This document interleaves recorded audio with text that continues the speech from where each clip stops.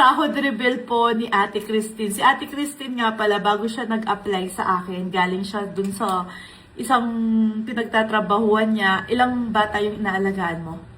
Tatlong bata. By the way, hindi po siya buntis. Tadyang ganyan siya. Tapos, mas bata po siya sa akin. Ilang taon ka na kasi? 24. 24. O, tignan yun, naiya siya, lumalayo siya. 24 years old pa lang po si Ate Christine. So, ako yung ate niya. And then, magkano daw yung sahod mo dito? 9K. 9K a month. Tapos, yung day off mo?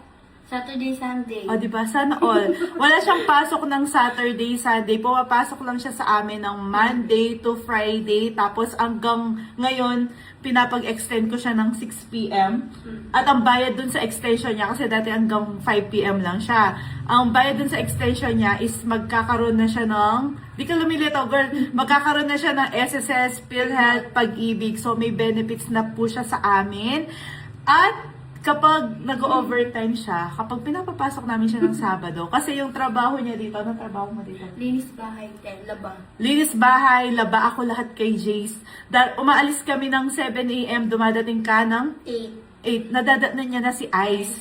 So, kapag pinabantay ko si Jace sa kanya, kapag umalis kami, iba po yung bayad doon. Kasi ang usapan lang namin, all around siya. Pero akong bahala kay Jace. Kaya, minsan, magkano binabayad ko? Kunwari, nagbibigay kami ng Sabado, tapos papapasukin kita. 1K. Di ba? 1K! Kaya, magkano na yung ipon mo? Pwede nang pambili ng bahay. So, hindi pa nalalagay yung ano niya, yung mga ngipin niya. Susukatin pa lang siya sa Sabado. So, ayan. Kasi, ano pa lang siya sa amin? 6 months, no? 6 months pa lang yan siya sa amin. At ngayon, in-apply ko na siya para sa mga benefits niya. Sana, Sabado-Linggo. Kasi ayoko, kahit na may kasama kami sa bahay, ayoko ng Sabado-Linggo, nandito kami sa bahay, ayoko may kasama. Gusto ko ako lang. Diba? Tapos ngayon, sino naglinis ng pantry? Ikate. Parang ako yata yung kasama sa bahay dito, girl.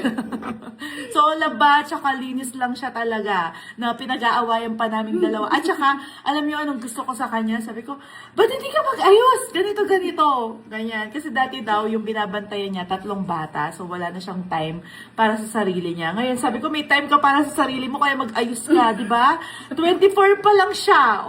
Alam niyo na ngayon, wala po siyang asawa. Single po siya. Single ka. So, at ayan, kapag wala na siyang ginagawa, ayan yung ginagawa nila. Naglalaro-laro sila, car wash. Sige, maligo kayong dalawa.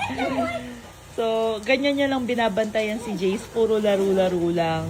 Tapos mamaya niyan, pag alis niya, papaliguan ko na si Jace. Tok, tok, tok, tok, tok, tok, tok, tok.